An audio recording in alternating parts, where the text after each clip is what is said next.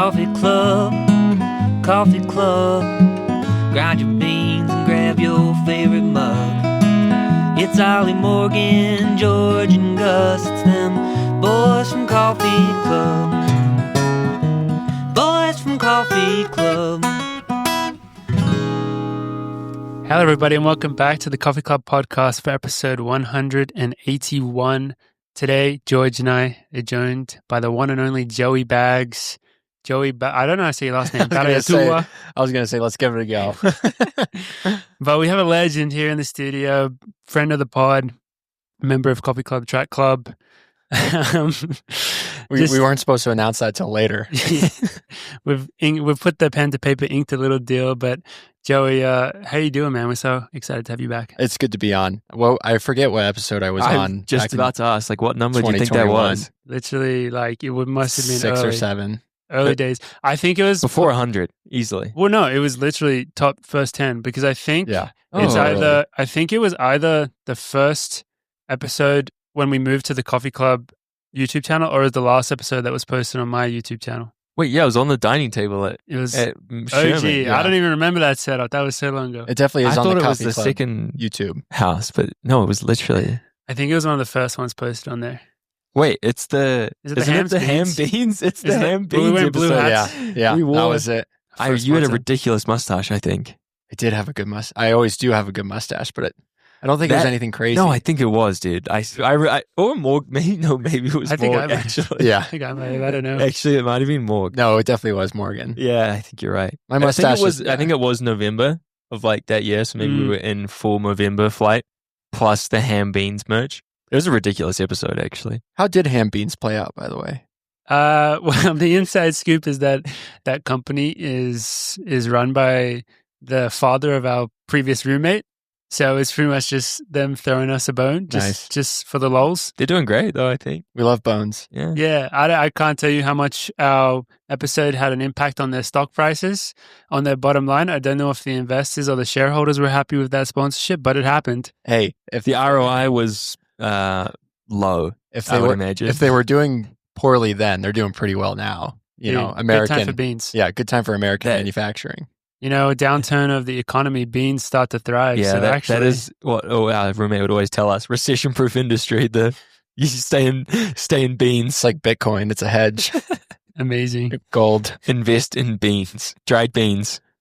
That's the way to go. What a trip down memory lane. It's crazy we haven't had you on since that. No. That's ridiculous. I've thought about it every day since. I've been mad for the last seething every time I see somebody else on. Oh, wow. That's crazy. Well, nonetheless, we're good to be back. So happy to have you on. And there's so much good stuff to talk about. So many interesting recent changes in your life. You've coming off a couple of big weekends of getting out there back in the racing scene. And also you've recently started a newsletter.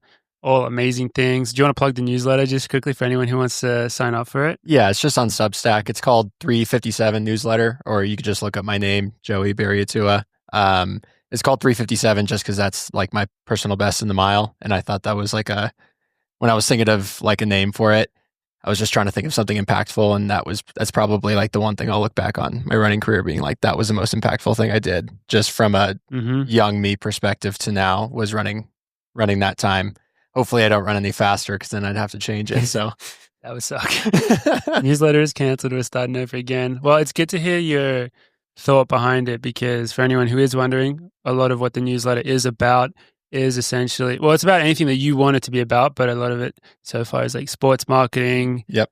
You're kind of like behind the curtains view on things. And it is always refreshing to get an athlete's perspective on things, especially one like yourself who has been part of Tinman, who was a team that was doing things on their own and had to learn a lot of lessons. Because there's always there's always like athletes will have opinions, we're in the thick of it, and then brands will do certain things. But I mean, at Tinman, you guys had to do everything. So you had to learn, with like boots on the ground. And so you've had all these great experiences and now you can share them and you can reflect on what's happening in the sports marketing world. And I think that's a good place to kind of start the conversation off, which is just asking like, where are you at in terms of life as a professional runner, all those things recently, Tinman.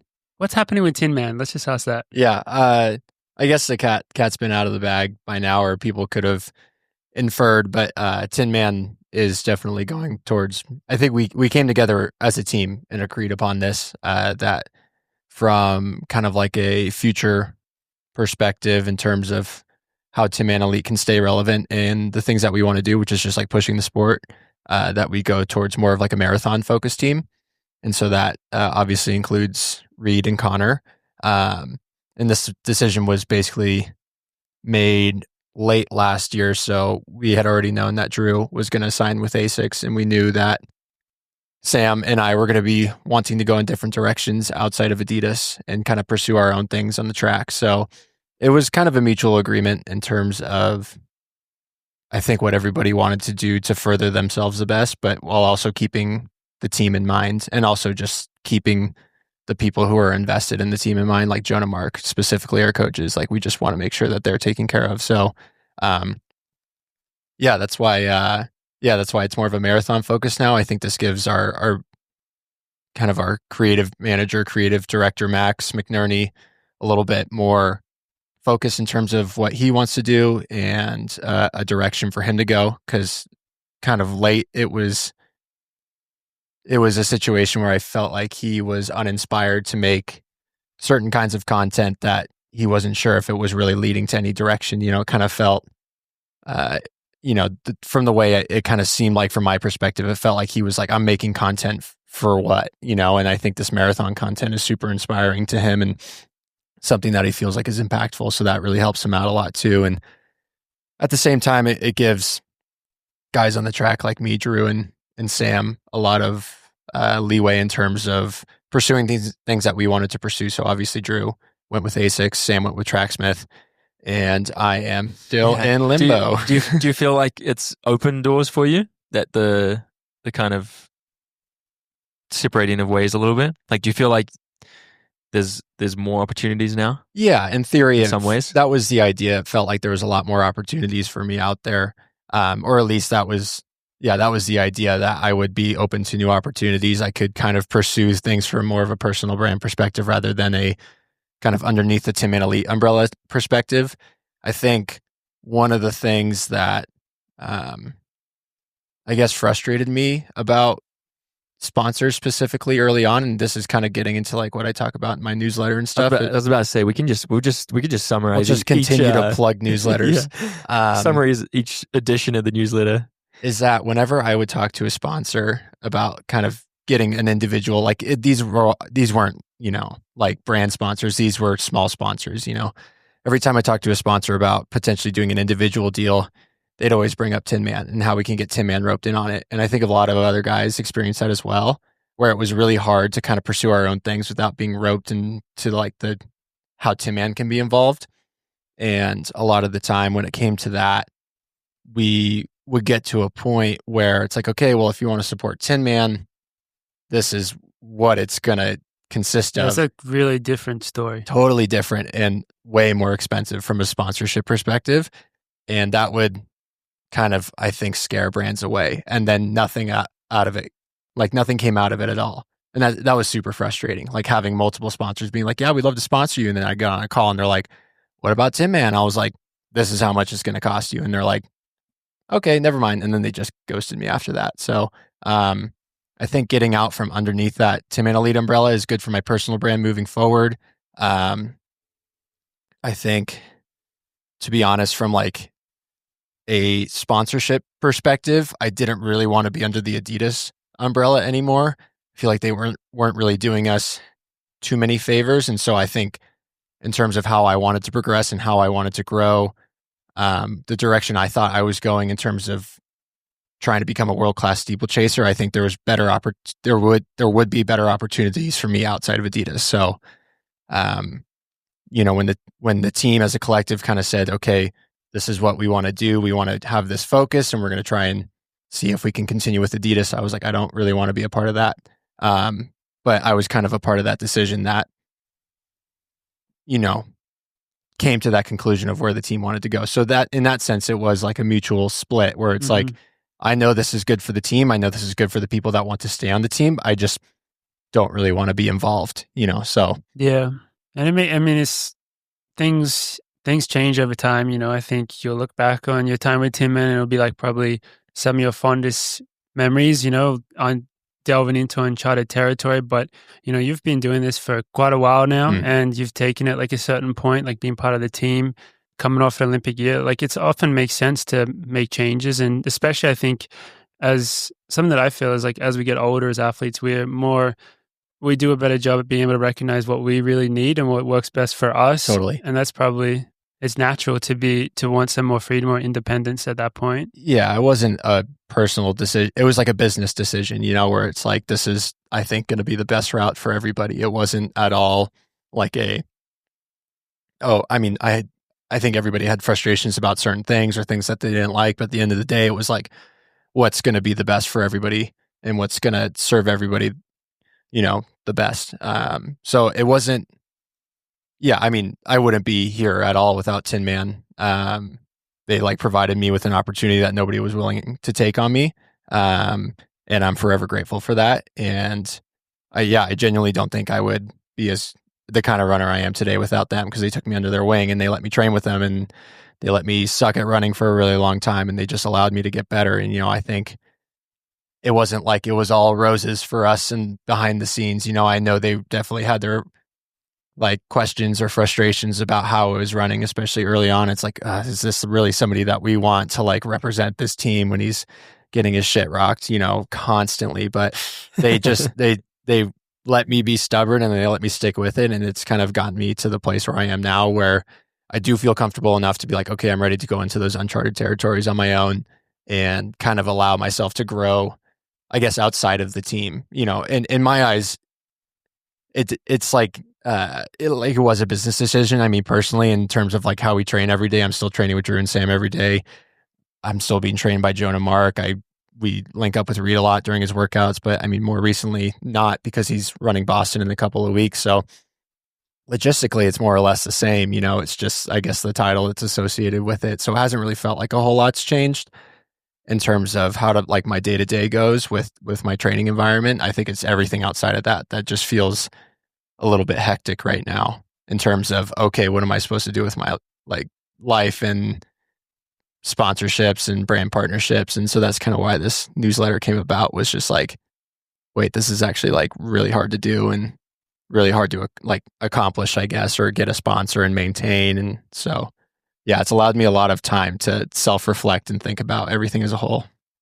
Yeah. I mean, I think it's interesting you say that like it was hard to get out from under the Tinman umbrella, but I would say, and I'm sure everyone would agree, like you actually like still developed a very strong personal brand within Tinman, and I think most of you guys did. Like, I think you did a really good job of still having a For sure. personal identity, which is cool now to see that you're kind of developing that, and like, I don't know, makes the rest of us. Yeah, I feel like everybody had a great personal brand and everything, but I think when it came more to how do we kind of expand upon that, how do we, I guess, just like get the resources that we need to pursue the lives that we want to live, or for somebody like me, just survive.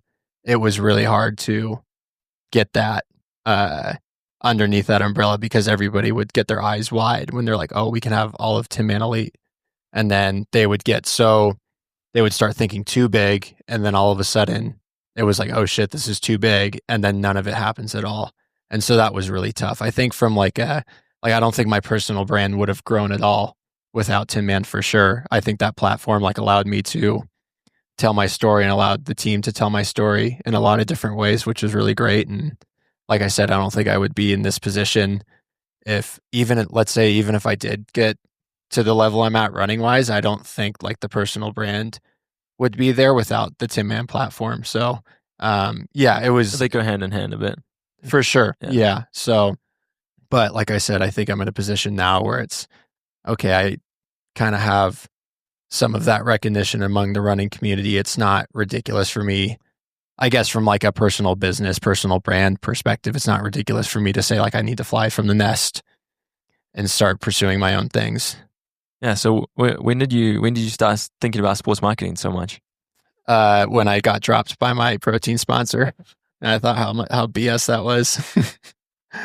Yeah. No, fair enough.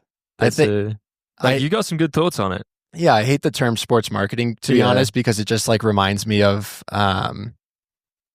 just like I guess the people that run the budgets, and like for me, it's like when I think sports marketing, I think the Adidas sports marketing team, and that doesn't always like leave like good thoughts in my head per se. I know everybody has different relationships with their brands, but I try and it was just like the best way I think I can right now describe like just the business within running as a whole, and how, mainly like I don't think I'm ready to be honest, to tackle the large brand issues or,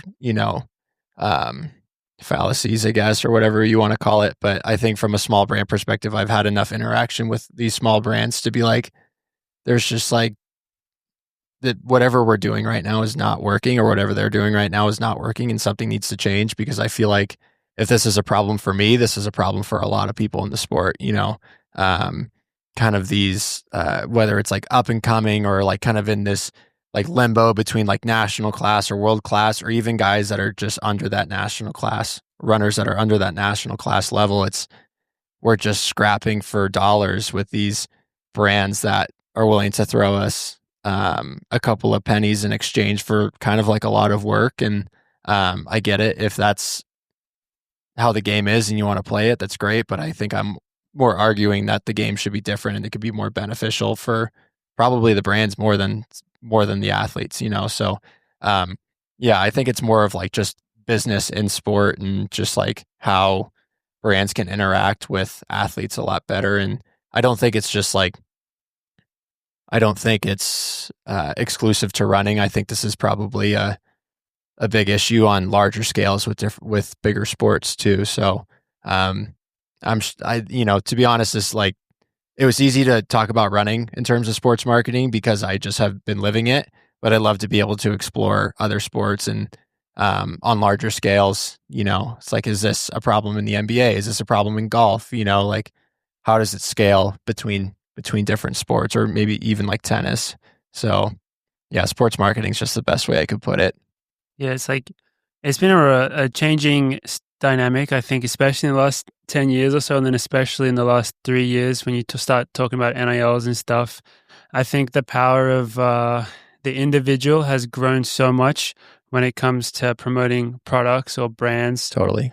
And it's getting to the point, well, it's always been, it's been a thing for a while in running, but it's really, I think, going to become, it's not an issue at all. I don't see it as an issue at all, but there's an interesting dynamic between like pro athletes and influencers, which is something that I think like you've mentioned, but maybe you'll talk about more in the future. Do you believe that for a pro runner to be a pro runner, now they have to be an influencer in some point? And influencer is just, I'm just throwing that out as a term. It's like, not like I think influencer is the right word for it, but they have to, like, I guess, do you think like that's a necessary part of what we do or what we want to do with our jobs? I think if you want to like sustain yourself in running and you don't have a contract that lets you live comfortably, and for everybody that means something different, or that's a different amount of money. But for a lot of people in my position where I haven't, won a national championship, I haven't made a world championship team, from a performance perspective, I haven't really lived up to a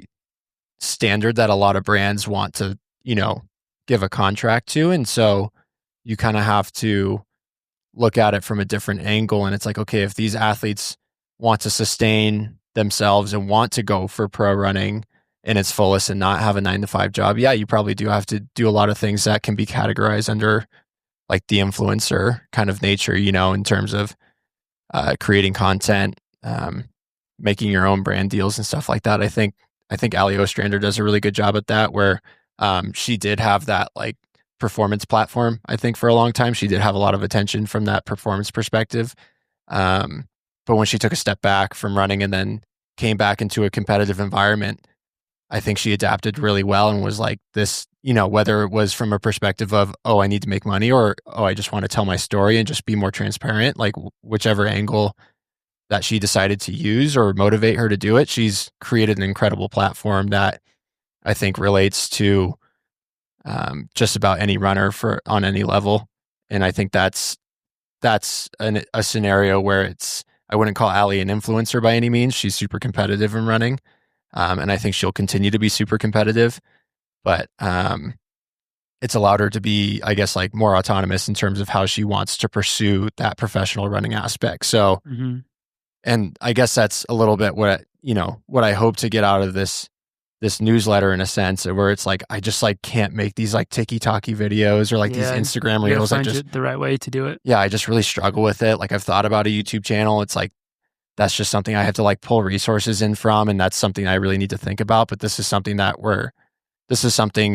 that I can do where I can put myself out there right now through my words. And I know it's not like all of a sudden going to bring in a huge, like, platform that garners attention from brands or anything like that. But it's something to start where it's like, let me just be a little bit more transparent about myself and what I think about running in the world. And it's just a different way of doing it, And so I think everybody has to be a little bit, if you want to sustain yourself in running, and just so you can only run and you don't have to work outside of that, you have to be creative in terms of how that works, because there's just not a lot of money for people in my position, or I guess for my position down. It's just not lucrative at all. And there's only so long that you could, I guess, like live on scraps or like live close to that like threshold of just like putting up with living paycheck to paycheck, I guess, so to speak, or just like not really like preparing yourself well financially for like your future, where it's just before you're like, okay, I got to like do something different, So it's an interesting dynamic. And I don't think the industry is going to force people to do that, but it will reward people who do that. So you don't, way of putting it. Yeah, you don't have to be a full on influencer if you don't want to. But if it's like in Allie's case, if it's something that you enjoy, if it's sustainable, and if it's something that is going to allow you to grow and think about the sport in a way that you want to think about it, in a way that's going to help you get better, then it's easy to go all in on that. So yeah. I mean, it just makes logical sense at some point for brands to put money into a place where they know, like, if someone has a large following and they consistently post and consistently get views and engagement, that's what brands want.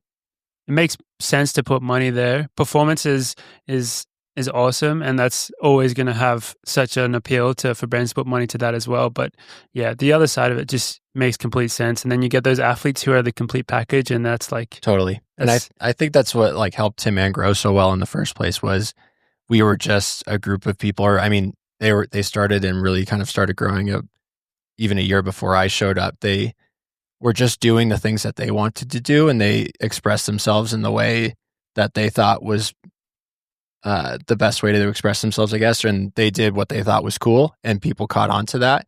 And so it's just like a very natural thing. And I think brands really caught on to that idea and really liked it. And so it just like showed another level of authenticity early on when it came to our following. But then on the flip side, when those brands did start coming in and started wanting things out of us, started wanting those deliverables, those YouTube videos, those, tech reviews, et cetera, it started becoming very diluted in terms of what was authentic and what was, okay, these guys are just getting paid for it, and I think that's like a very fine line, where in reality, if you are supporting an athlete, especially in running, and you see them posting something about a brand or like some kind of ad, you should be thinking like, hell yes, they're getting paid. That's awesome. Yeah. Like I remember I've seen like so many different like BS ads from runners on different channels, and it just like makes no sense. And it's so obvious. But I'm like, they're getting their bag, and that's good. Like after a while, I was like, okay, like they're getting paid to do this, and that's good, Mm-hmm. So I think there should be some kind of support. It doesn't have to mean like you have to go buy it per se, but I think it's just like the nature of this right now is like, yeah, there's going to be a lot of things that don't really seem like it fits, and it may seem a little ingenuine, but at the same time, it's just like part of the hustle right now. So you have to just like be patient with that. But over time, I think there should be a change that allows partnerships to be a bit more genuine and authentic, And I think at this point, I just keep going back to Allie because that's the first thing in my head. But I guess we can, talk about plenty of other people. I guess like Clayton Young is a YouTube channel I've been watching a lot recently. And where it's just like, there's ways for for brands to kind of like just slide in naturally and just be a part of this like just athlete's like platform. where you're going to support you, go do your thing. Mm-hmm. So like for Clayton, just like stride and cadence, it's like stride. It's just like you show the data on the screen in real time. It's very natural. Yeah. It's not even like hey, wear this stride pod. Here's my code Clayton 15. It's just like, no, this data is just like genuinely helping me. And for people that are invested in things like that, sure, they're probably going to look into it, So no, but people like it actually is so impactful, I think, for the brands. I would love to see the numbers of Cadence is a good example. I feel like that series, just the fact that they sponsor it would have done so much for them. I'm sure they got their money's worth. It's the only reason why I know about it, It's crazy how much of an impact that stuff has. And I think it's been a thing in other sports in different, more unique ways. And yeah, I guess now it's coming more into running. I'm thinking of, especially, this is kind of random, but it's like more extreme sports have had this kind of model where, let's take, I'm trying to think of a brand that's just random, one that's not really competitive, but like, let's say North Face, like they'll just sponsor like some good skiers and their goal would be like make a movie. Yeah. You know what I mean? Like that's the goal. And they put a shit ton of money into that. And then it seems to be really successful. That kind of reminds me of like Red Bull, where it's just like, exactly. And I think that focuses more on experience rather than selling product per se, where it's like, no, they're not pushing at all. It's just like, you don't see a single can of Red Bull when the guy's jumping out of the plane in the stratosphere to do like the biggest free dive in the world, or whatever you want to call it. I'm totally blanking. Sky jumping, skydiving, sky jumping. Same there's not a single can of Red Bull in that video, but it's a Red Bull video because you're doing extreme things. So I think you're right. It is those sports. Like I feel like most professional surfers are just like paid to go like make surfing videos, skating, just because they're already doing it. Like climbers, just to exist. They're just doing whatever they're doing. Well, because at the end of the day, what it comes down to with a lot of this stuff is the storyline, and that's what having a brand giving you maybe upfront money and saying like go do this. That's what it allows you to do, which doesn't happen in our current model of sponsorship as much. Clayton is doing it amazingly because he's having companies come to him and he's saying, all right, specifically, I'm gonna film this build. Would you like to support it? The storyline is there. With these other ones that we're talking about, I've seen climbing ones where it's like the whole point of the movie or the film is to climb one thing. And it's like, obviously, like that's such a good storyline. And so it really is. And like On is trying to do it with us a lot. There's so many challenges with this. It's not easy to just go do by any means, but that's what brands want. They want the greatest storylines. And the good thing about storylines, coming back to talking about someone like Ali O, is like when you're able to create great storylines, people really resonate with them and it becomes really authentic. And it changes the dynamic where not everything becomes about winning the race, because there's a lot of value in the story of every single athlete in that field generally. And so I think it really is about brands finding a way to bring out those stories for the athletes. And even going all the way back to Tinman, if I just look at it from like an outside perspective and kind of based on what you described, it's kind of the trajectory or the arc, it makes sense to me that Tinman was people bought into it so much more easily maybe back in 2018 and 2019 because the storyline was so good and so easy to support because it was a new thing. It was an up-and-coming team. It was an underdog story. And that was such a good story to tell. And then maybe beyond that, it became like... Sorry, George sipping out of that matcha is making me laugh, bro. The little straw. It made a little sound. No, I'm sorry. I couldn't look at you without smiling. But what you're saying is totally right. I think it's so much more genuine and it's so much better received, like we see in these extreme sports. And with Clayton and probably Ali in some sense. I guess Ali is more short form content than a lot of what we're talking about with the storytelling. But I think it's really good for the athlete to have a direction and allow the brands to hop in on that rather than an athlete just kind of like being like, yeah, I'm just willing to do whatever the brand wants me to do. Well, as someone that has tried and failed to run a YouTube channel many times, I can tell you it's a lot of work to do on your own. So totally, it takes a team. Yeah, it takes a lot.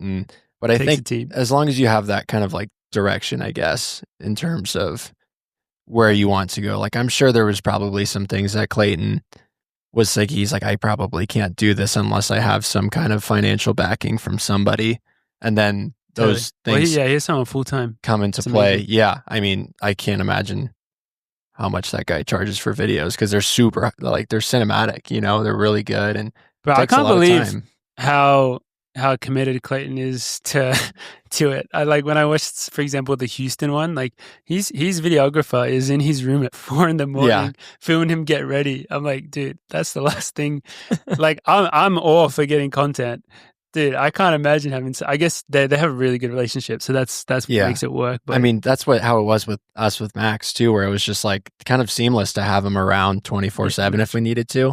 I feel like it's just so much harder when you try and, I guess your style is more vlog type than having somebody follow you around with a camera. So just like all of that setup, I'm sure is just like could be exhausting after a while. Where you're like, no, you need someone else if you're going to do it in that way. Yeah, for sure. So. Yeah, it's really cool to see that. And I guess it just like, it amplifies the story a little bit more. Like Clayton keeps saying that he wants to like break American records. And before I started watching this channel, I was like, there's no chance if Clayton said that he wanted to do that he'd do that. And then I watch his channel. I'm like, I kind of want him to break the American record. you know, like I think it's sick. Like he's so excited about it. And I get excited with him. Like I was just watching. That's the power of it. Yeah, it's the power. So anyways, I'm trying to do that through my words. Yeah. Well, even closer to home, like assuming you're on the journey to get a bunch of sponsors, I'm hoping this conversation's happening. Are you like taking this into those conversations? Like, do you feel like even like better prepared now when you like chat to these sponsors about like, no, not even a little. Yeah, I guess with like a big shoe sponsor, like quote unquote big brand shoe sponsor, I think it's like the system is kind of catered more towards the agent having the conversations. And so that's something that I guess and it's also something I have zero experience in. Like I came onto the team for $0 and then eventually we kind of had like a business set up where we could pay the athletes, and that was pretty seamless because they're like, this is what we have for you. And I'm like, great, that's better than what I had before, you know? And then that kind of grew and evolved over time as times changed and as kind of like my expectations of like how I needed to survive changed, and or just like where I could fit in with the business side changed. And now it's just kind of like I kind of feel like I'm at the mercy of the brands, and it's just like I don't have a lot of negotiating power, to be honest, but I think I do feel a little bit more prepared in terms of if I were to go to a brand like a smaller brand and ask for maybe like a smaller partnership, I think I'd be better prepared in terms of what I wanted and what direction I wanted to go in. And I think I'd be much more willing to say no to stuff like that, like the protein sponsor that I had. If I had the mindset now that I did back then, I would have said, no, I'm not doing this. Like, this makes no sense. I don't care what kind of money you have. Like, it's just like, just the conversations that we were having were just so, I guess, hypothetical that when it came down to it, it went from like purely hypothetical to like super literal all of a sudden. And I was actually kind of warned about this, where I was like, oh yeah, there's not even a contract. There's like not a lot of strings attached. It's kind of like, we're just going to work together along the way. And it was actually Max who told me, he's like, be careful about that. Cause to be honest, like with partnerships like that, like whatever you do, it's not going to be enough. Like it's all the content you're going to make, it's never going to be enough. I don't care what you do. I don't care if you sell anything. It's just never going to be enough. And lo and behold, $40 of sales was not enough. So some BS right there. But yeah, so I think when it comes to like those kind of things that I need to kind of like broker myself, I guess I feel a little bit better prepared, and I guess I have a better understanding of myself going into that. But when it comes to working with my agent in terms of a big brand, I kind of do feel like old version of me with Tinman, where it's like I'm kind of at the mercy of what they're willing to offer. I don't have a lot of power when it comes to negotiating, or like, I guess, a lot of leverage per se, because I'm not at that level to utilize that. And that's okay. But at the same time, I can also say no if I don't like it. So that was one of the things that I think Drew had to express through a Tempo Journal article after he signed with ASICS, was and something that he had expressed to me a lot was just like, he would say, I would rather retire than like take under a certain amount because I have to support my family. And if running can't do that, I'll figure it out somewhere else, you know? And that's super impactful. That's super powerful, where it's like that allows a brand to get on board with what you're doing. Like we were talking about, even if it is maybe a little bit more, like obviously Drew has like a very impactful pursuit and he has a very impactful story.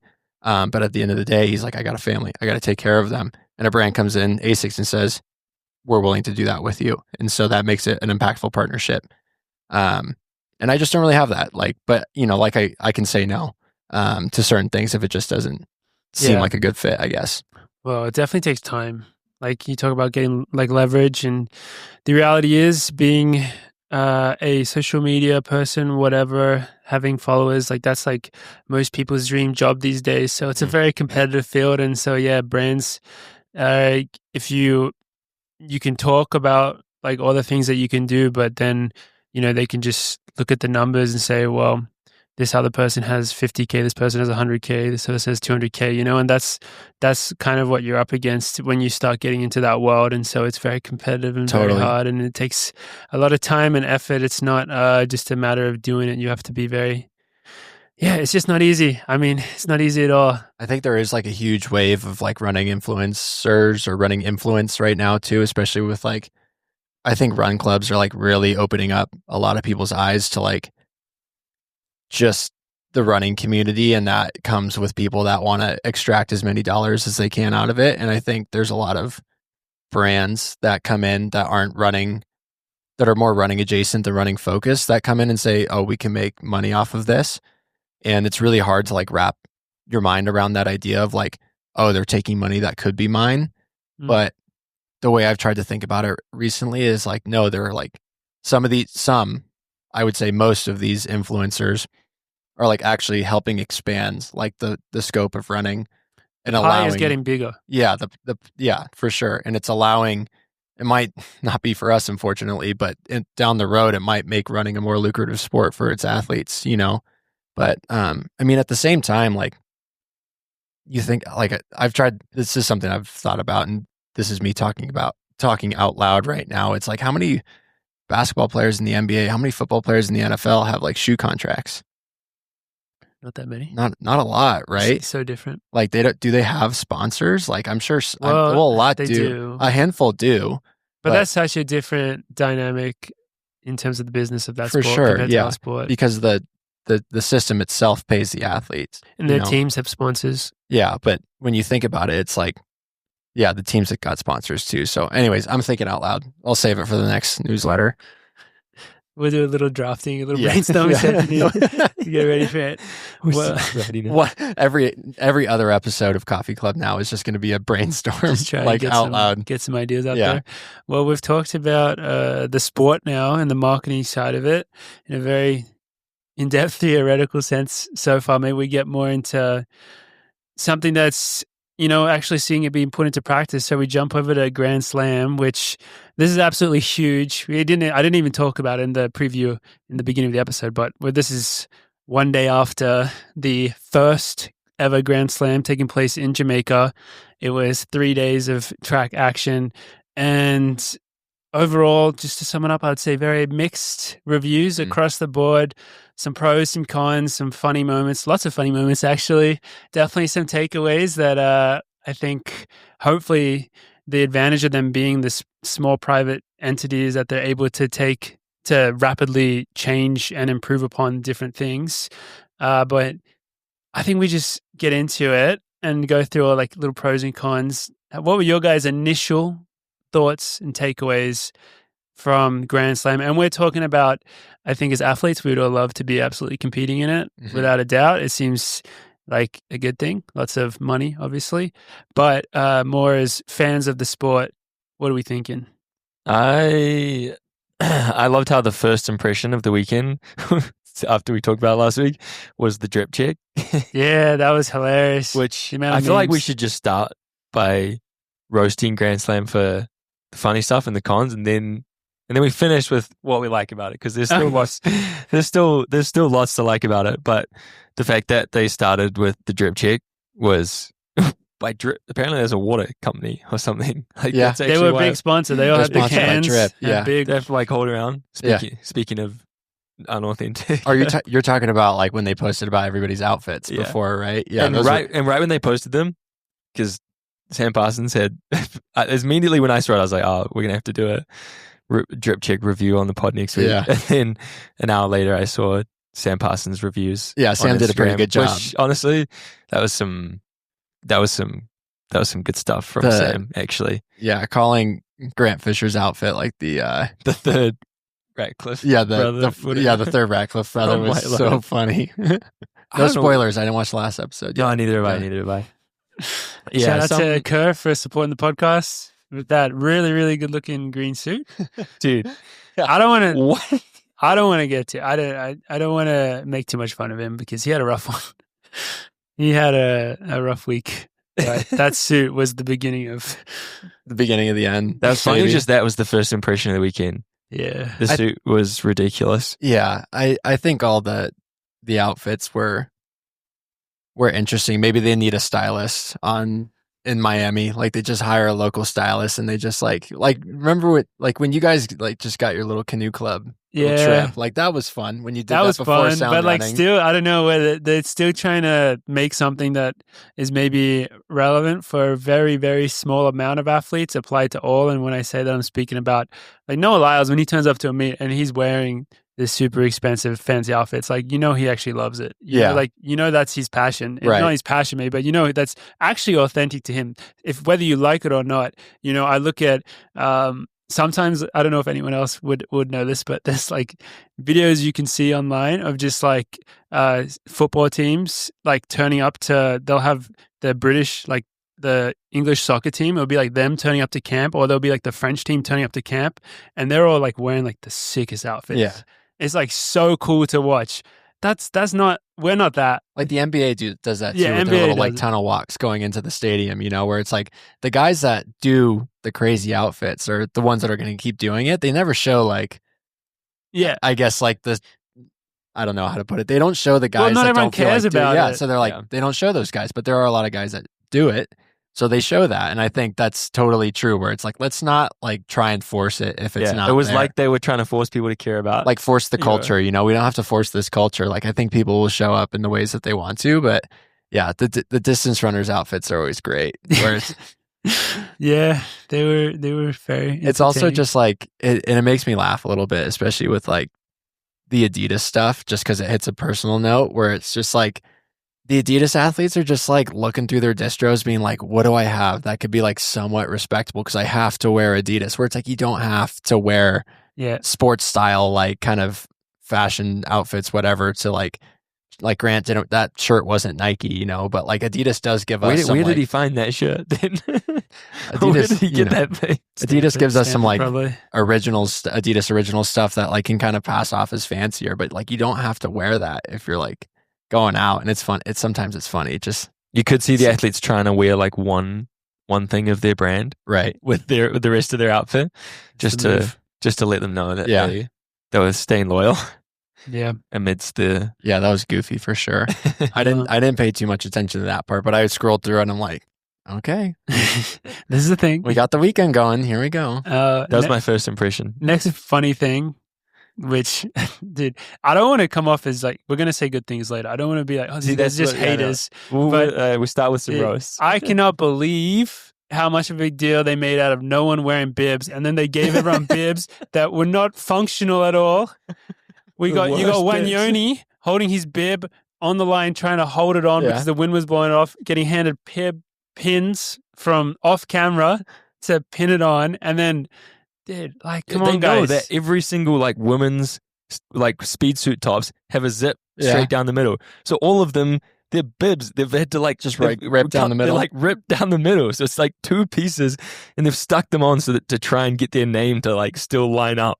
I think the Instagram post was the best, where they were like personal ID tags for each and every athlete. They literally no bibs. paid. They literally paid like Citrus Mag or whatever how it works to make a post about no bibs, showing the bibs that they're wearing. Like, guys, do we need to get a dictionary out? Do you not just because it sticks on It's still a bib. Like, Joe Hale commented on it. Like, I'm pretty sure that's still a bib. It's probably got like 1,000 likes by now. And the thing is, like, this is just something that should have probably been a non-issue, but it's because they can be quoted. You can see they like over 10 times they said one of the good things about Grand Slam is that there's no bibs. Yeah, they just kept doubling down. Like, I love it. It's so funny. And then, like, what did I don't know what the bibs achieved? Just the names. The colors they had, The color coding was not useful though. like, I didn't mind it, but I think it was not that impactful. It wasn't that helpful to differentiate between challenges, races, and whoever had won the first event. Like that, there's logic in that, but it wasn't like the biggest.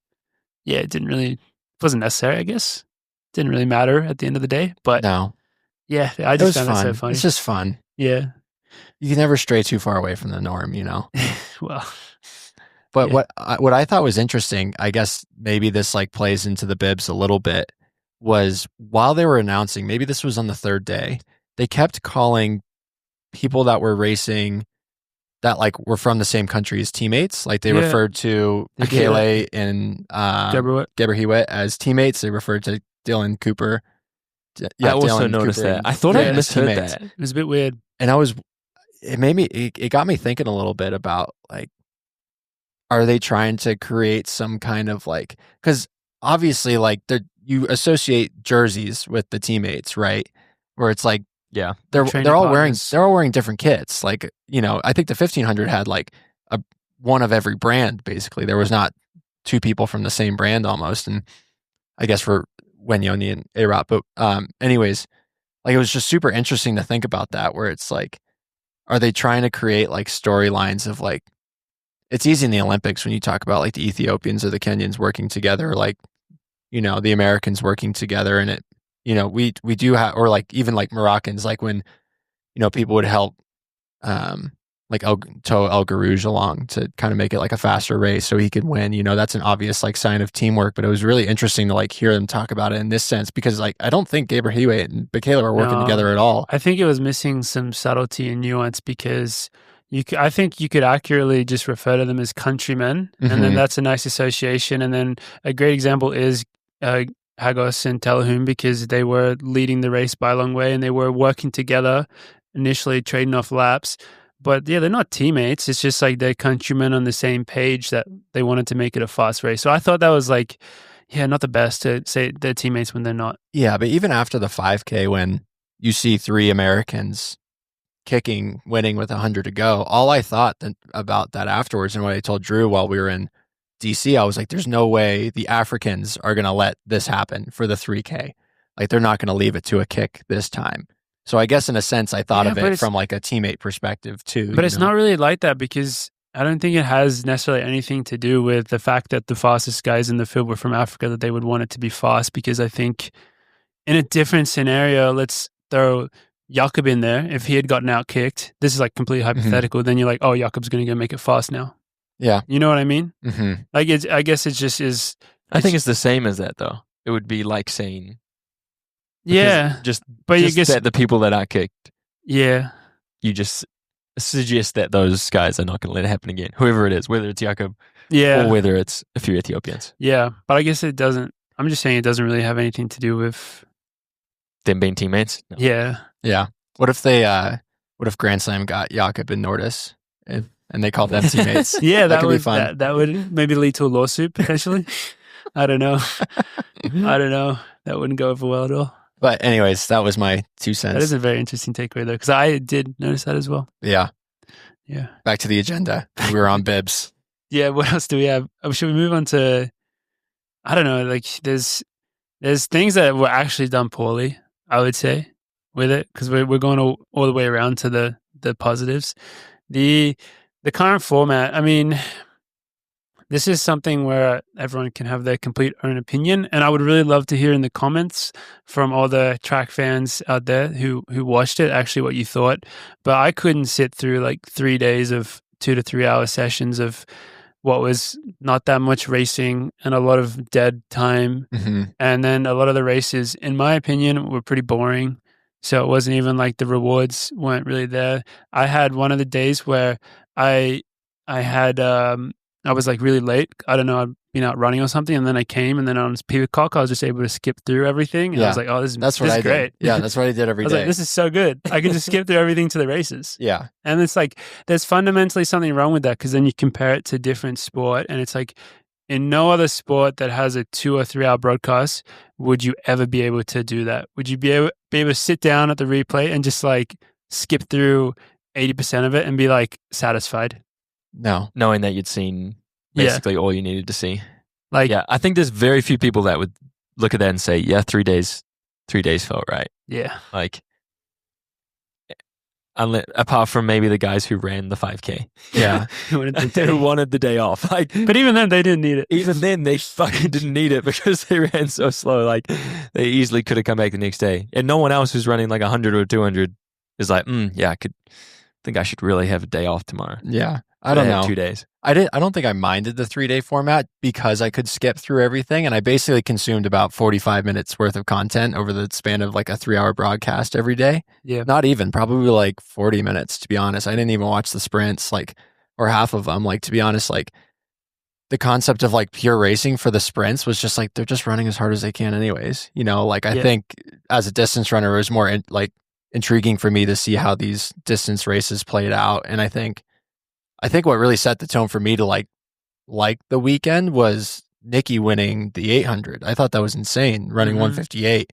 And I was like, oh shit, all the 800 runners just came in last in their own event. Like, this is That's a what you completely want. different form Unpredictable. of racing. Yeah, and I like that versus the sprints were just like more or less Yeah. like Sydney and Gabby are going to win. I guess from the men, there wasn't like a dominant figure. So that, or even Kenny. He did win both. Yeah, that's true. Kenny is on Santos. fire. I mean, sprinting isn't affected by not having paces, not having wave lights, not tactics. That's not ever going to change a sprint race. They're going to be the same. The sprinting all the time. events were hurt because they weren't able to get the fields that they probably wanted. Right. They had obviously amazing athletes out there, but we've already talked a lot, like on the run this morning or even yesterday, about how amazing the 800, 1500 meter group was on both the men's and women's, but in particular men's side. And a lot of that is just to do with the fact that they were able to get literally the 3 medalists. Yeah, the best. Like the 3 medalists in the 1500, I think 2 of the medalists in the 800, and then Bryce is like, it's just, that's so much of this event working does kind of hinge on having that level of competition, because then you really buy in, you care, and it is really like the best and is actual good. But when you have Sydney McLaughlin is such an interesting figure because she's the greatest of all time at her event by so much, and obviously she's so popular, but when you watch her races, it's like boring in a way. Like, and it's amazing to watch her race and compete and do her thing. It's so amazing, and she's a great athlete. But watching both the races, it was like, oh, she just ran 2 seconds slower than her PB, and she won by 2 seconds. Yeah, I think watching her perform in her element during championship season is like no brainer. I'm gonna like tune in to watch. But watching early season races is just like, all right, she's gonna run 53 and she's still gonna win by a country mile, you know. So, and once I watched the first day, I was like, I don't need to watch the 400, you know. And don't get me started about the long hurdles where it's a 400 hurdles and then a flat 400, or like for the men's short hurdle, or for the short hurdles, is it 110 hurdles and then 100? 100 flat, yeah. I think that's 800, 1500 by far, like I think the best set of events that everybody, it's the right dynamic, everybody can be a part of. Like it's what we expected would be the most entertaining, and what ended up being the most entertaining by far. And I think a big part of that is, like we're saying, everything 400 and below in April is just the same as it's going to be months later, except they're a bit slower. Right. Whereas, like, there's no unpredictability in what they're doing, because they're all just trying to run as hard as they can. Yeah, just in their lane. Their lane. Whereas 8 and 15, early season, maybe they're not as fit as they're going to be in a couple months, but you get the unpredictability of an actual race. A bunch of people competing against each other, and you get, like, the women's 8:15 group was freaking amazing. Yeah, it was insane. Yeah, I loved it. I think the interesting part that is more nuanced than anything else and won't really be, I guess, as grasped onto by the non like hardcore track fan as, for example, in the women's short hurdles category, there was a challenger that won the whole slam. She won the 110 hurdles and I guess did well enough in the 100. I didn't watch it, the 100 part, but she was a challenger and she won. And that makes an interesting dynamic where, they had Jasmine Camacho Quinn, I think, who is just like a multiple time Olympic world championship medalist, probably just wasn't sharp because she's getting ready to race in like championships in September, and I think, when we say Josh Kerr didn't race as well, where it's like, it's an interesting dynamic is like, does he want to be like sharp right now where he's doing that? So it definitely like leaves a lot of people vulnerable, especially like these big names. And it puts a lot of, I think it takes a lot to go out there and race when you're not at your best. Granted, like in the 815, not everybody's at their best then because they're all at they all have the same objectives at the same level of talent. But it could be interesting where like there could be somebody who's like, I'm peaking in May because I'm going to get in the Grand Slam and I'm going to collect my check. And I don't give a heck how I do at Worlds, I get paid way more than that. That's actually something that I like about it, to be honest, because I think a league format is only going to work in our sport if you have to show up as X amount of times in a year. Like that's the first thing. Like you're committing to show up, and then by the reality of that, it means that you're not always going to be able to show up 100%. And I think that's a good thing because I think it does lead to entertainment and it leads to interesting storylines from like meet to meet. And I think that's just necessary. I think it is interesting though. And like now, Josh Kerr has a baseline and hopefully he improves from here. And that'll be a really good storyline if it does play out like that, right, which I think it's a good thing. It can be. Yeah. Because I agree with you that this was the first time that we've seen a lot of these absolutely amazing athletes struggle in certain ways, like people got really exposed in a way that we've never really seen in the sport before because normally they just wouldn't race. I think you saw if that. You knew you weren't ready. You saw it in probably all of the events. There were people who you were like, oh wow, like that wasn't good. But then it's like, well, there's probably a reason for it. And, hopefully they're okay. Like they're not dealing with injury or something like that and they'll progress throughout the season. Right. But I think it's necessary.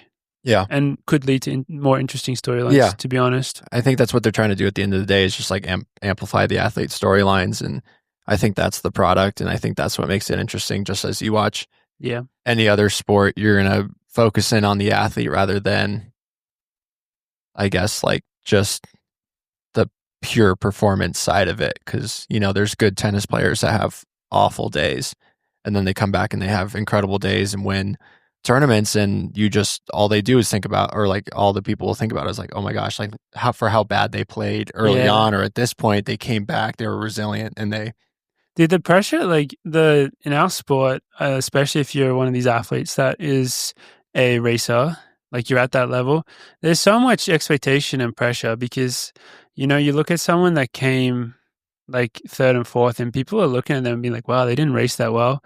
But I think that's something that maybe will change over time because I look at other sports and I feel like there's a certain level of maybe a little bit more, like you can come fifth and people will be like, wow, that's really good that you came fifth in that. I don't know. I'm just thinking, I always think of cycling and I'm just like seeing these early results and there's people that are coming fifth and people are like, wow, they're having an amazing season. Right. And they're coming fifth, it's like, so I just feel like that should be maybe more okay, but maybe, I don't know, maybe that's a good thing in our sport that it is such a fine line between like success and failure. I don't know if that's a good thing or not, but yeah, I think definitely our main takeaway is that the 800, 1500 group absolutely delivered. So well done on signing all the athletes that were signed to those groups so far. And yeah, some awesome results. And then everything even then you go up to we talked about some of the issues with the shorter stuff, and then the 3K, 5K group still last week we talked about some of the potential problems that were going to come up with the 3K, 5K group, and I think some of them did happen. It was just like two races that were on the women's side, they were just both races. They're just bloodbaths. Oh gosh, yeah. And they were played out it's very, very similar, and you could Mhm. only see a little bit of the field. The men's one introduced some interesting potential issues where Grant won the 5K and the slowest 5K that those guys have run in 10 years, and then it meant that in the 3K he didn't have to try to win the race, which I think Seems like an error. doesn't seem right. It doesn't seem right. It seems like that is not the best product you're providing, that Mhm. someone is able to do that. And so, And know that there's absolutely nothing to be gained by winning the 5K. He makes no more money. There's no 3K. bonus. There's no ranking, anything. He nothing to be gained by beating those two guys, Yeah. which Like then Yeah. is like, there's got to be something wrong with that. Because I found myself not caring as much about the Grand Slam. I think this is natural. I don't think you're ever going to care about who wins the Grand Slam overall as much as you will be able to get invested in the individual races, if that makes sense. Like, I'm not watching that second race and being like, oh, like, who's going to come first, second, third, fourth in the Grand Slam? I'm like watching the race and being like, oh, that's sick that Hagos has dropped the field. Like, Yeah. you know, and like it is like does add some extra intrigue, the point system and all that. But yeah, you definitely want to have it set up so that every race is a race. Absolutely. I mean, that makes sense because you want to watch something entertaining. You don't want to make it entertaining by having to do a calculation on something that's not actually I guess occurring. the context, like if you think about the men's 3K and the women's 3K, they basically played out in very similar lights in terms of there were two people that sprinted to the front and just kind of maintained that lead throughout the whole race. But I guess trying to think, we didn't even talk, like we said, women's 3K was boring, but then it's like, oh, the men's 3K had an entirely different race within this race. And I think it made it a little bit more interesting where it This is was true. like, it is a bit of different tactics. And, you know, it kind of reminds me of, I guess, golf, for example. Like you can have like a spectacular first day and then a couple of off days, but I guess that like performance over the span of multiple days makes it interesting. I think the problem is that, like, I don't know if 8 guys is enough to have in a 5K or a 3K, maybe, where it was just like, you kind of know exactly what's going to happen. Like if you put more people in there, maybe it makes it a bit more interesting of like, I have no freaking clue what points who's at. I can't do these calculations in my head right now. I just got to focus on like competing and winning the race, you know? And the more people you add, the more dynamics are going to happen, the more unpredictability maybe. Yeah. Versus 8:15, I feel like 8 people was a really good, that was like a good sweet spot number that worked out well. But yeah, the 5K was just like spread out, or the 3K 5K was just kind of like, for the most part, spread out, especially for the women, where I Too was much like, context. this is boring, you know? It would have actually been really a really cool storyline if Grant had ended up like getting out kicked by someone from that pack and then Hagos had won the overall. That would have changed it a lot, I guess. Yeah. In terms of like That would have made it way more exciting. the excitement of it. yeah. But it was just like in the moment, it's like, well, Grant's just racing for third. Yeah.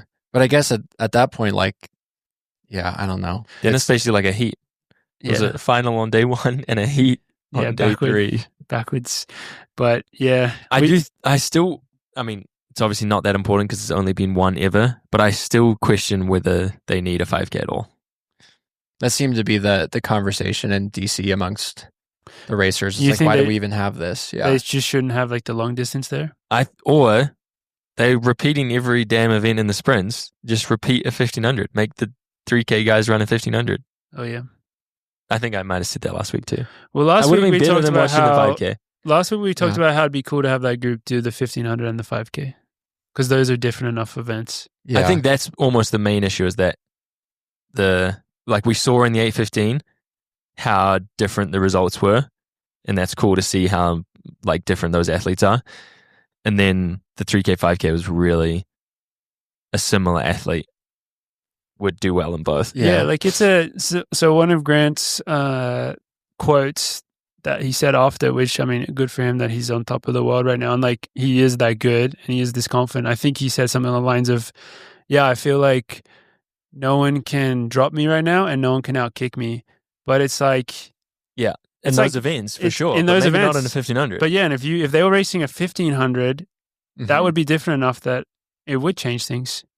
You know, like, you know, that would maybe move the scales in favor of different athletes, like just Totally. Coupeteer, for example, Yeah, I or mean, someone. we see it in the sprints anyways. I mean, isn't the short sprints category the 100 and the 200, and then the long sprints is the 200 and the 400? Yeah. Like, why do we have two different 200 races? Like, I don't know, maybe there's a way we can, I think maybe it'd be more interesting where it's like, what if we got the short sprinters and the long sprinters to race against each other, you know? Oh, where it's dude, like, are you saying the short distance and the long distance actually run the 1500 together? Yeah. those guys, Amazing. that's actually a 16 man race, but they're actually only competing against. it's like a super bonus event. Yeah. And that's where you get the most points. It's with double points. Amazing. I think we just created a And new then product. and then they split and do Sensational. one shorter and one Specified. longer. Yeah. That'd be amazing. Make them race 3 times throughout the weekend. 5K guys in the 800, then they all race the 5K, 800 guys in a 5K, and then they meet together for the 1500 on the last day.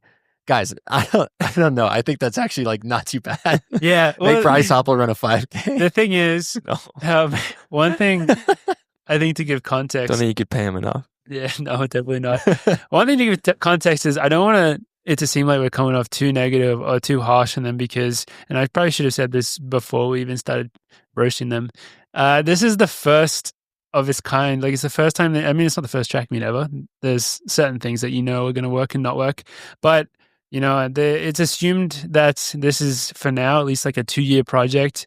And there's got to be certain leeway and there's got to be certain patience and leeway to be able to make mistakes and change them. I guess, hopefully they are listening to the podcast and I mean, the product are having some meetings and hopefully they can make some changes. I'll be concerned if they don't change anything. Right. Yeah. I think they are consistently going to change things. Maybe not from like in terms of like the setup that they have this year, but if they don't just kind of like take in the feedback and use it in some way to kind of evolve. I mean, like the reason why like some of these sports and events are so big is because it's just like a long-standing tradition, and I think if you can, that's the only part I'm concerned about right now is that's like, how long's the money going to last? Yeah, like this is such a big like yeah, that's our this concern is as well. like I feel like the first like big golf tournaments just started off as like local guys just playing against each other, and it just grew and grew and grew, and that's where the money came in after that. Was like, okay, now this is a huge product because the investors saw it.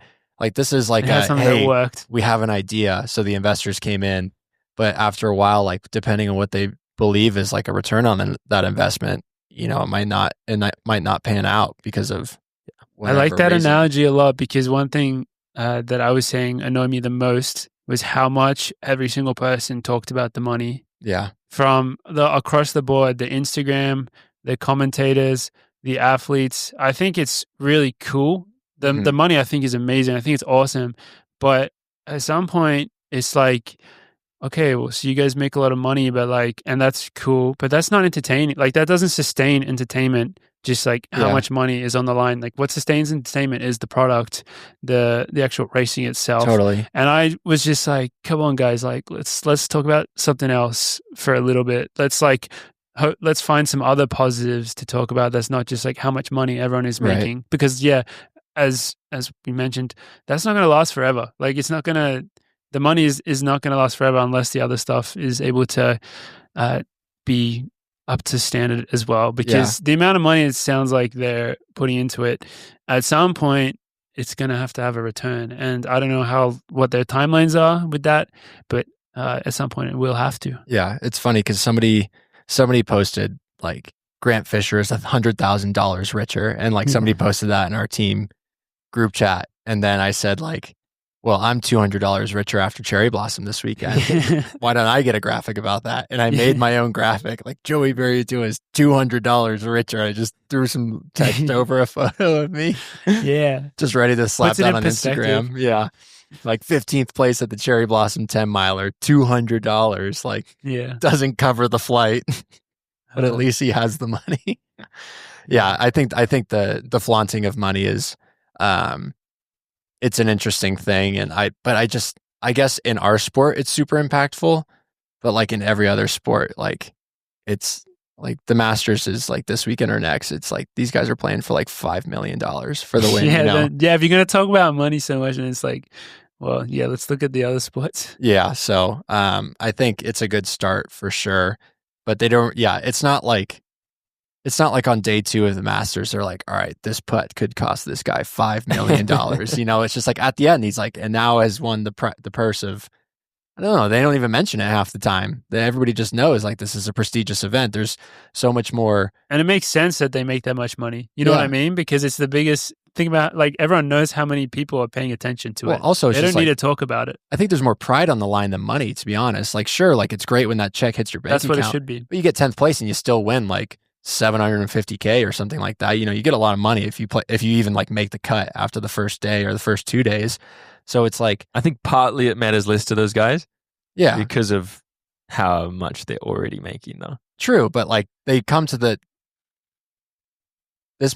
I don't think this is a hot take. No, you're right. Every single person that showed up to Grand Slam track was like, I could get a big check out of this. Nobody that shows up to the Masters is like, I want to win, so I win a lot of money. They're like, I want to win the Masters. I want that green jacket over me. Yeah. So, no, the goal is to have it about winning the race and the pride, not about the money, because an easy comparison is like the Olympics. Like everyone would still race the Olympics if there was zero prize money, and that would still be the biggest thing you could win in our sport with no prize money. Yeah, but granted, there's no draw in the first place for the athletes unless there is some kind of money on the line. But over time, it's not sustainable, So I guess you got to build to that level where it means something just being the good thing about champ. Like the first Grand Slam is that depending on how it looks in 2, 3, 5 years, like what we think of the first one really, or how the first one goes, like really doesn't matter.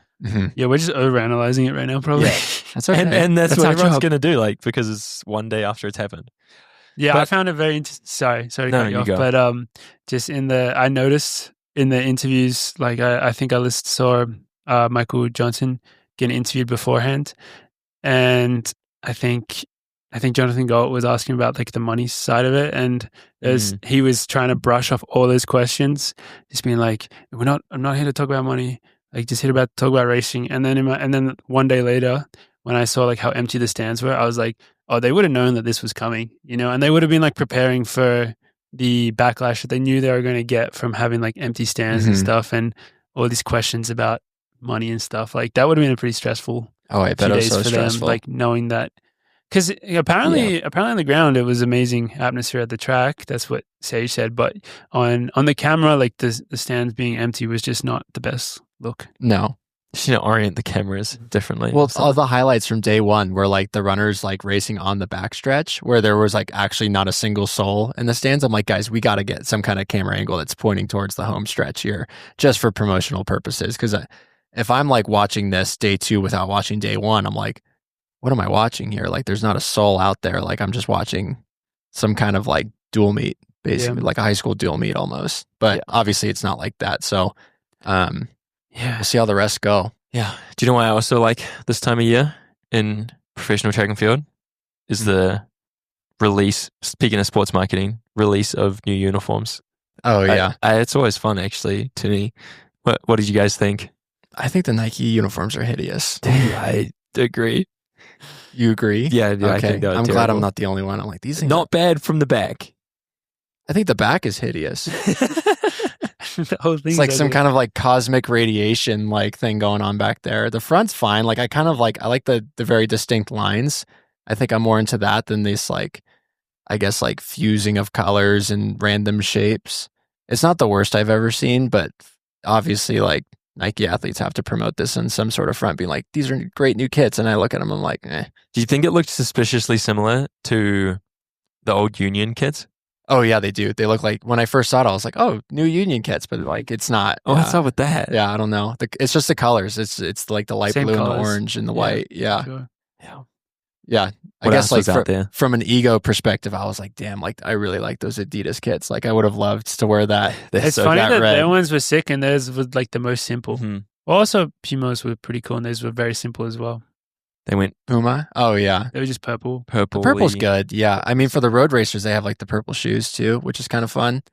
So it all kind of matches. It's a different color. Like I don't feel like many of men's uniforms have gone. Oh, I guess the Adidas kits were like a very dark purple last year with the yellow accents.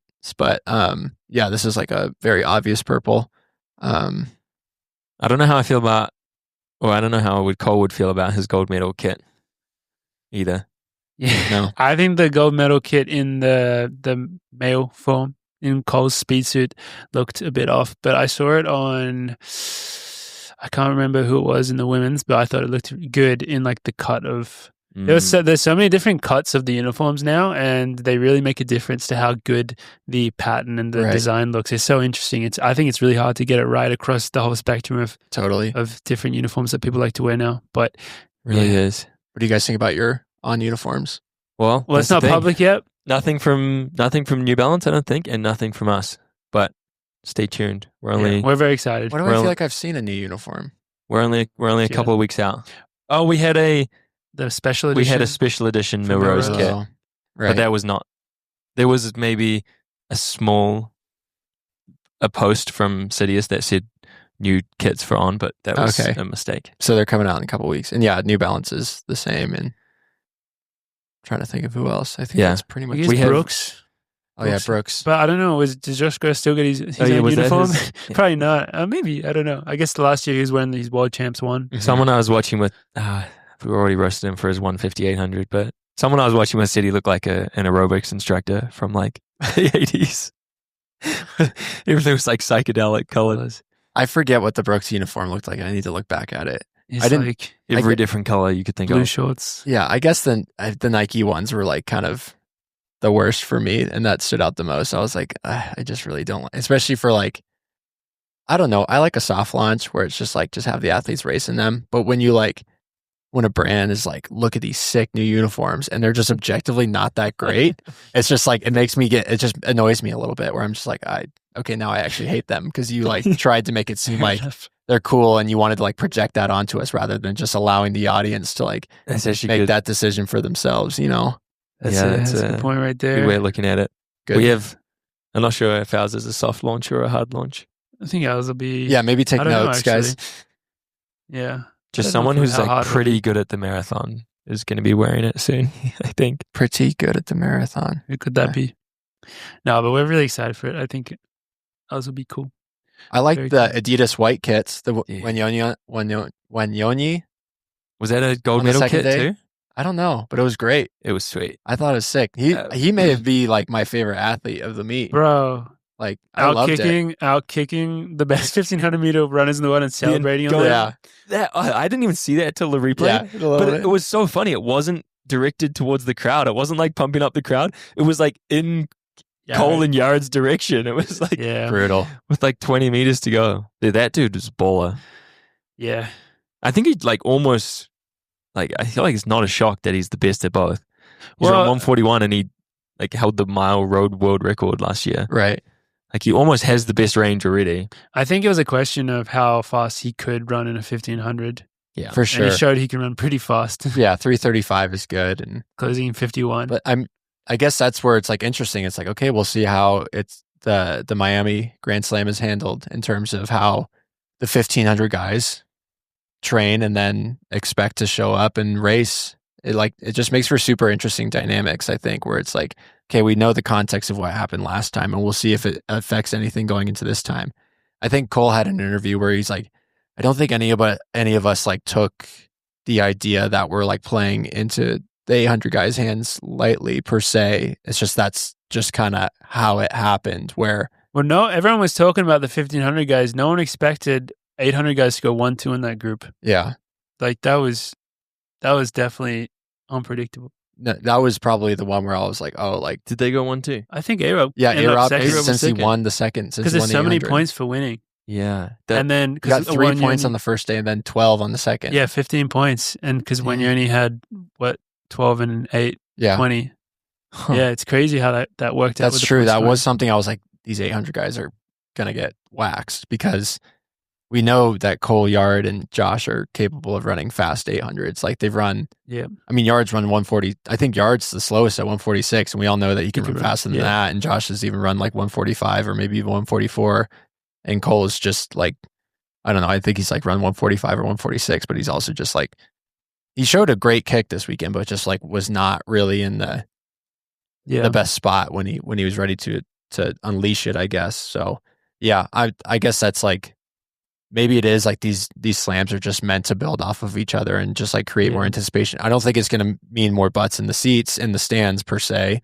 Well, I think America there will be much more. I hope so. I think Philly it and will. LA specifically. I'm not anticipating much for Miami, to be honest. Yeah, But Philly and LA for sure. hopefully. But We'll see. yeah, big shout out. It was awesome to see our teammates out there competing in this new fun event, and they all did pretty well. Yeah, Honestly, great, it was Yared ended up third, right? Mm-hmm. Sige was third, Mm-hmm. and then Sage and Dylan were both fifth. Yeah, I think 2/3, 2/5. Yeah, I think it's great when you just Awesome. like go out there and you So just good. compete, you know? It's just like you don't have to be in like monster shape. You just go out there and you just like everybody like a lot of people just went out there and just like ran their hardest, you know, and I think that's good, especially at this time of year where it's like who knows how it's gonna go, but they all just ran hard. I was stoked about Sage. I thought Sage did great. mm-hmm. So Yeah, but those are our takeaways. Is there anything else to share with whoever's listening from Grand Slam marketing team? I'm still very excited to watch the next one. Well, I'm excited to watch the highlights of the next one. Yeah, I'm excited to skip through it. Peacock is so good for I know. Which, to be watching fair, replays. I consume most sports in highlight form, but I think this presentation is very hard to consume in the full form. For sure. Long form. Well, they also post all the videos on YouTube like the day after too. So I think Yeah. that helps a little bit. I think, maybe it's just this is the format that they have and they know they can get the reach on the back end on socials. Yeah, that's the other thing is I imagine there's I imagine we know about like 10% of what's going on. There's probably 90% of like factors that we don't even know about when it comes to like the money and like TV and all this. There's probably so much stuff that like we say and then like whoever's like if we said it to them they'd be like, oh, but we can't do that because of this, and it's just something that we wouldn't even know about. Too much red tape or whatever you call it, where it's just like that's something that we tried to do but we just couldn't because of this reason. But I will say it did make the Diamond League look really good, which is not their goal obviously. Yeah, but the concise 2 hours that the Diamond League presents looked real good. I think it was disappointing. I guess my last thing was where they're like, it starts at 3:00 and then you tune in at 3:00 and it's like 5 minutes before they start like a pre-meet show. It's like, 40 minutes. Just like, then it's a 40-minute pre-meet show. And it's like, why can't we say like races start at 3:40? We'll far too much dead time. Yeah. I thought all the commentators were amazing. That's something that they did like pretty well. I think Centro got better every single day. Yeah. I liked a lot of what he said, but his t-shirts got weirder each day. Yeah, I was like, okay, just like from a branding standpoint, like I'm shocked that like that's a thing that he's sponsored or being paid to wear Tracksmith. Like, how did Nike let him go? Like, I don't know. Is he not on like a lifetime deal with them? That's every conversation I've had in the last couple of days has been about that. Like, if anyone's mentioned Centro, it's like, I thought he was going to be with Nike for life. Yeah, that's the crazy. giant hair rabbit, like stitched on there. But shout out to Tracksmith for picking it up. They capitalized. So Centro was great. I really like Centro in that. And I wonder how much they paid him because like he got far more camera time than any of the athletes if you think about it. He did. Seriously. So that is an interesting thing to think about. But I hope that we weren't. I would love to hear, because we live in like such a bubble. I would love to really hear.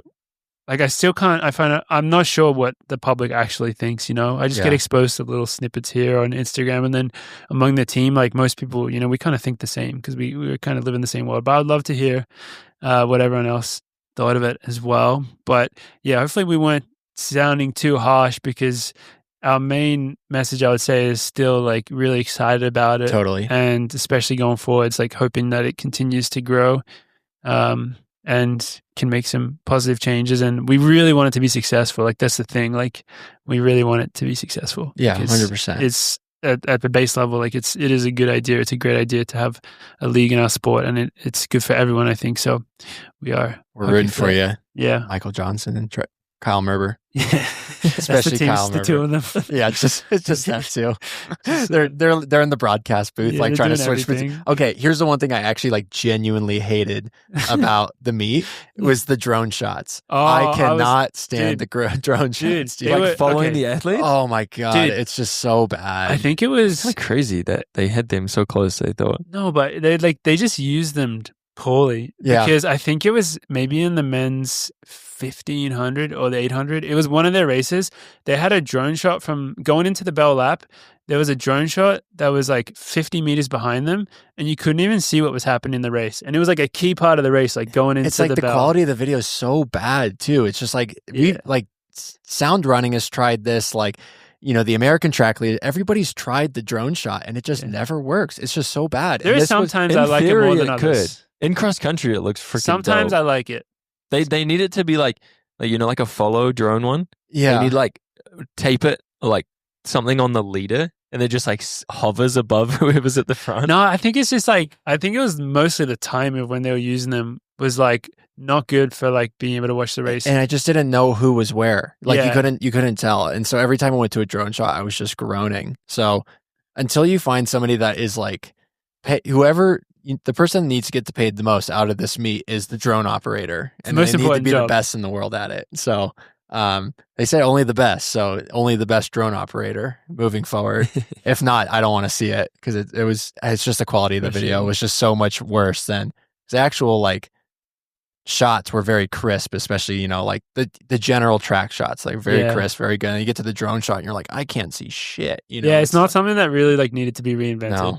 Yeah. Like Oh, it pissed me off. Yeah. That's my one like actual critique of like, wow, that was actually really bad. yeah, funny.